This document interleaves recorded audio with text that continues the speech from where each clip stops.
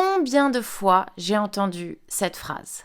Cynthia, elle travaille pas vraiment, enfin c'est pas vraiment un job. Bon, voilà. Entendre cette phrase, peut-être que vous l'avez déjà entendue ou peut-être pas encore, mais en tout cas, elle fait mal. Oui, elle fait mal. Mais c'est complètement faux. Bienvenue à tous dans cette nouvelle vidéo, je m'appelle Cynthia, je suis professeure en ligne depuis 4 ans et aujourd'hui on va parler de burn-out, plus précisément le burn-out dans l'éducation et dans l'enseignement en ligne. Si vous avez déjà vécu les cours en ligne grâce ou à cause du premier confinement, vous avez déjà sans doute ressenti cette espèce de fatigue languissante, sale, désagréable, aussi peut-être des remarques du style de Michel, hein.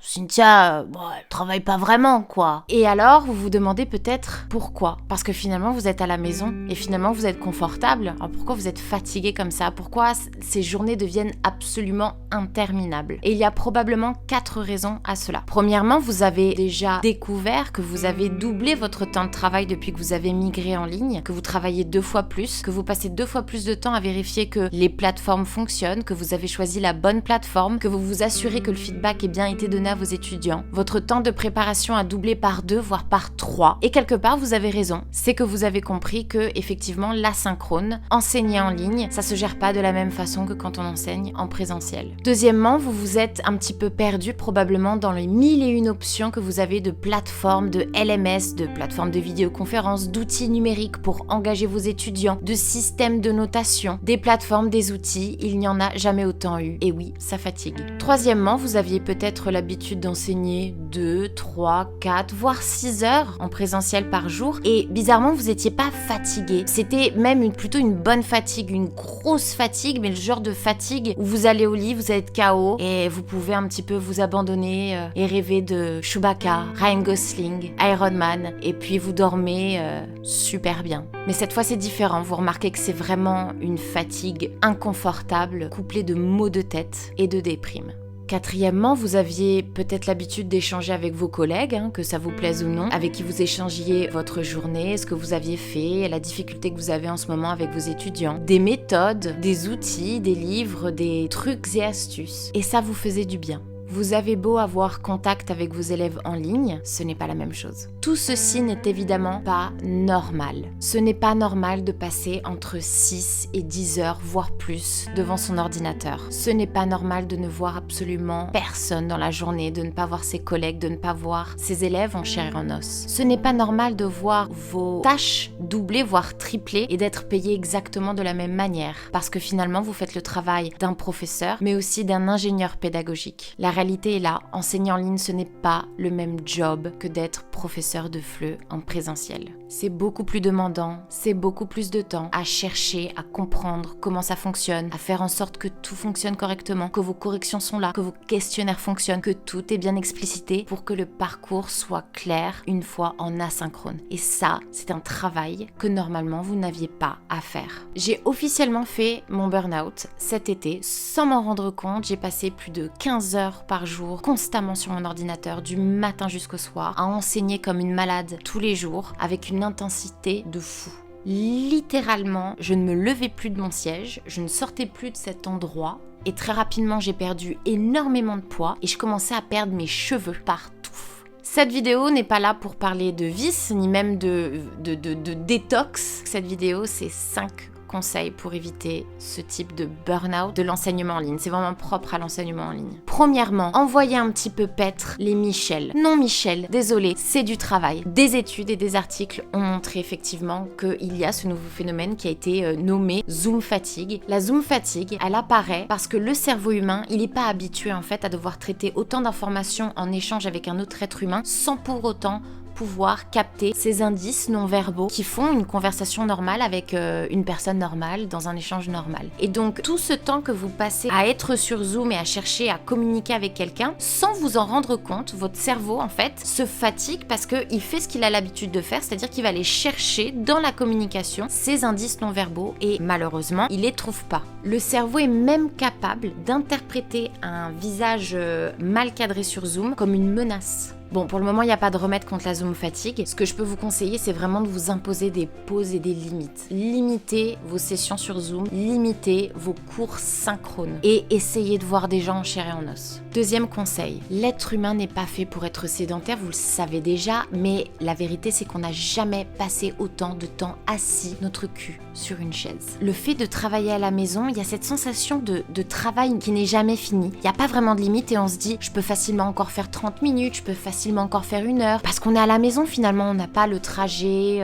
pour aller de l'école jusqu'au travail, jusqu'à chez nous, en voiture ou à pied ou en bus. Et donc du coup, on se dit, c'est bon, j'ai le temps. Et en fait, on accumule ces heures passées devant l'écran. Et puis rapidement, on sort plus en fait. On sort plus du tout. Et puis tout se mélange en fait entre la vie perso, la vie du travail. Et on se dit, je peux travailler là. Pour peu qu'on ne soit pas organisé, le fait de travailler seul et à la maison, ça peut être très vite la bamboche, comme dirait l'autre. En revanche, on fait plus la fête. La bamboche, c'est terminé. Si vous travaillez seul, il est super important en fait de vous traiter comme une entreprise, de vous gérer comme si vous étiez votre propre manager. C'est con à dire, mais moi, mes premières années, je me suis dit c'est fantastique, ce sentiment de liberté où je pouvais gérer mes horaires comme je voulais, faire mes pauses comme je voulais, j'avais besoin de répondre de personne, j'étais tranquille. Et en fait, je me suis très mal gérée. Ça, c'est un problème de gestion de temps, mais il faut vous imposer un cadre hyper strict. Alors, il y a plusieurs méthodes, vous pouvez utiliser la méthode Pomodoro, en fait où vous instaurez des sessions de travail de 25 minutes ou de 45 minutes, il y a plusieurs versions, et dedans, aucune distraction bien évidemment, et ensuite vous avez le droit à 5 minutes de pause ou 10 minutes de pause, et vous recommencez, vous faites jusqu'à à peu près 4 sessions. Ça me permet en fait de travailler plus, et de me dire, bon, à partir d'une certaine heure, je ne travaille plus, je ne touche plus à mon ordinateur. Donc je fais un maximum, en fait, je m'impose littéralement des limites, comme si j'étais mon propre boss. Ensuite, il y a aussi la méthode Deep Work, travail profond. Ça, à la limite, je trouve que c'est quelque chose que j'adapte un peu plus pour mon doctorat, quand j'ai vraiment besoin de lire, d'étudier, d'emmagasiner beaucoup d'informations, mais vous pouvez l'utiliser pour votre travail. Dernière méthode que vous pouvez utiliser, c'est le batching, c'est-à-dire que vous allez par exemple batcher les types de tâches que vous faites, batcher un maximum vos cours synchrones ensemble, batcher en une journée toute la préparation des automatisations des exercices en LMS, batcher peut-être les moments de correction, batcher éventuellement les moments où vous allez un petit peu vérifier si tout fonctionne bien dans la LMS, corriger quelques petits trucs. C'est ce que j'applique de plus en plus et mes cheveux ont repoussé et j'ai repris du poids et ça va mieux là-dedans. 4 ans que j'enseigne en ligne, j'ai fait tellement d'erreurs, cette erreur-là particulièrement de la gestion du temps et de pas me traiter comme en fait une entreprise, comme si j'avais un patron dessus de moi, ça m'a tuée en fait. Troisième conseil, c'est de savoir dire non, tout simplement. Moi au début, j'acceptais comme une sauvage tous les cours qui pouvaient me venir, c'est-à-dire que ça pouvait être très tard la nuit comme très tôt le matin, avec des espaces dingues entre chaque cours, le week-end à n'importe quel jour de la semaine, parce que c'est vrai qu'à l'époque j'avais très peur de ne pas trouver de travail, de ne pas avoir assez de cours et donc ça me stressait. La réalité, c'est que des élèves, il y en a partout. Et il y en a sur tous les fuseaux horaires. Un conseil, c'est de choisir votre fuseau horaire. Est-ce que vous voulez plutôt des étudiants qui vous permettent de travailler le matin, qui vous permettent de travailler l'après-midi, et vous choisissez un petit peu. Je chope des gens qui sont soit très tard le soir, soit très tôt le matin. Je refuse de travailler le week-end, je ne travaille que la semaine et je ne travaille que l'après-midi parce que j'ai décidé qu'en termes de gestion de temps, je suis beaucoup plus efficace pour gérer mes plateformes, préparer mes cours le matin. Et donc l'après-midi, je donne mes cours, je me consacre qu'à ça. Quatrième conseil. Vous remarquez en ce moment que vous passez des heures à automatiser vos CO, à préparer vos cours, à préparer vos PowerPoint. Peut-être que vous avez de plus en plus d'étudiants en solo, en individuel. Et donc vous voulez vous focaliser sur l'étudiant. Vous n'allez pas être foncièrement payé mieux parce que vous êtes en ligne, mais vous savez que vous allez passer le double de votre temps. Votre matériel doit être de type evergreen. Evergreen, ça veut dire qu'il va être réutilisable sur le long terme et dans plusieurs types de contextes différents. Vous allez rentabiliser votre contenu. Et ça, c'est super important. Au départ, comme j'avais des étudiants en individuel, je me disais, je vais me focaliser à fond sur eux. Je refaisais mes PowerPoint de A à Z. Le parcours était spécifiquement fait pour eux. Et j'y passais des heures et je gagnais pas plus d'argent. Et donc, j'ai arrêté de culpabiliser. Et tout ce qui est asynchrone et tout ce qui est matériel, je fais en sorte qu'il soit à la mesure du possible, qu'il soit complètement réutilisable pour un autre étudiant. J'adapte toujours un petit peu selon le niveau de mon étudiant, où on en est, où on s'arrête, le rythme de l'étudiant, mais je fais en sorte d'avoir un système qui soit réutilisable. Le synchrone, c'est le moment où je passe mon temps à me focaliser sur l'étudiant, à lui poser des questions, à lui faire travailler sa production orale, à corriger sa prononciation. Je me focalise sur lui, sur ses erreurs, sur ses besoins. Faut profiter de ce moment synchrone pour être avec l'étudiant et l'asynchrone, automatiser cet asynchrone. Faites de ces contenus des contenus evergreen, renouvelables, réutilisables. Soyez écolo quoi.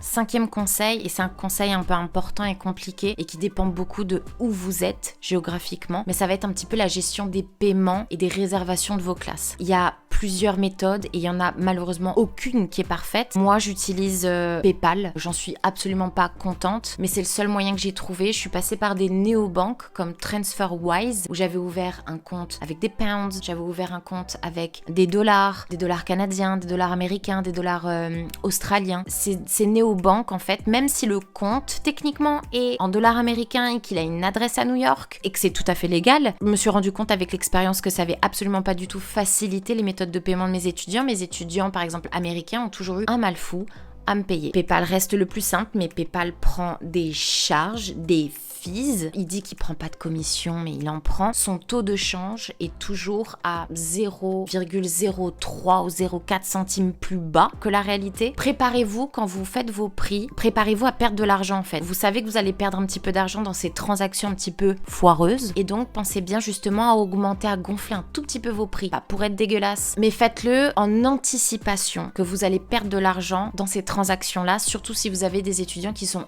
hors de l'Union européenne et de la zone euro. Aussi, si vous êtes seul et à votre compte, vous allez devoir aussi gérer, en plus des paiements, les planifications au niveau des réservations de cours. Alors, moi j'utilise Calendly. J'utilise la version gratuite qui pour l'instant me suffit complètement. La version payante pour moi en tout cas ne se justifie pas. La version payante permet de créer plusieurs types d'événements. Moi je veux juste que mes étudiants puissent réserver 1 heure avec moi. Calendly facilite pas plus le paiement, c'est-à-dire que c'est toujours un paiement qui se fait par PayPal, c'est l'option payante. Et je crois que c'est quelque chose comme 16 $ par mois, enfin c'est scandaleux. Donc j'utilise Calendly principalement pour que mes élèves puissent réserver leurs cours. Et donc pour gérer un petit peu justement mes paiements, mes élèves, le feedback que je donne à mes étudiants, les commentaires que je me laisse parce que d'un étudiant à un autre se perd très très vite, c'est bien d'avoir un espèce de tableau. Alors moi j'utilise Notion. Notion c'est une app, un software qui prétend vous laisser croire que vous êtes capable d'y organiser votre vie entière, votre travail à votre vie personnelle. Et moi j'ai envie d'y croire. J'organise un petit peu mon travail, ma vie, les vidéos que je fais, je mets toutes mes notes, mon doctorat, etc. Il est pas super intuitif à la base, j'ai dû regarder énormément de tutos pour comprendre comment ça fonctionnait, mais c'est vrai qu'une fois que ça fonctionne, c'est assez satisfaisant. Pour les geeks de l'organisation, moi j'aime beaucoup. Je vous ferai une petite vidéo tuto Notion très très vite, quand j'aurai un peu mieux compris comment ça fonctionne, mais c'est encore pas forcément très très clair pour moi. La réalité, c'est que le métier de prof en ligne, tel qu'on le connaît aujourd'hui, c'est le travail de 2 ou 3 personnes si vous étiez dans une organisation un peu plus grande, une alliance française, une université, une école privée. Enseigner en ligne, c'est gérer plusieurs casquettes. C'est être votre propre employé, le manager, le CEO, le patron, le boss, le comptable. C'est être tout ça et pouvoir gérer tout ça dans une journée de 24 heures. Plus les choses que vous avez à faire dans votre vie privée. Le meilleur conseil que je peux vous donner maintenant, c'est de compartimentaliser, dissocier, organiser, batcher, déléguer au possible. Utiliser des manuels, les experts, par exemple les activités des experts. Moi, j'utilise systématiquement des livres édito. J'automatise tout. Vous verrez, vous serez un meilleur prof à la fin de la journée. Si vous avez aimé cette vidéo, n'hésitez pas à me laisser un petit pouce bleu, à me laisser des commentaires, à me partager un petit peu votre expérience si vous avez eu un burn-out. Voilà, encore une fois, on est ici entre collègues, on a besoin de ce contact et surtout si vous envisagez très sérieusement d'enseigner en ligne et de vous mettre à votre compte, totalement possible, je le fais depuis 4 ans et ça me va, mais il faut faire attention. Sur ce, je vous laisse et je vous dis à très bientôt dans une nouvelle vidéo. Ciao.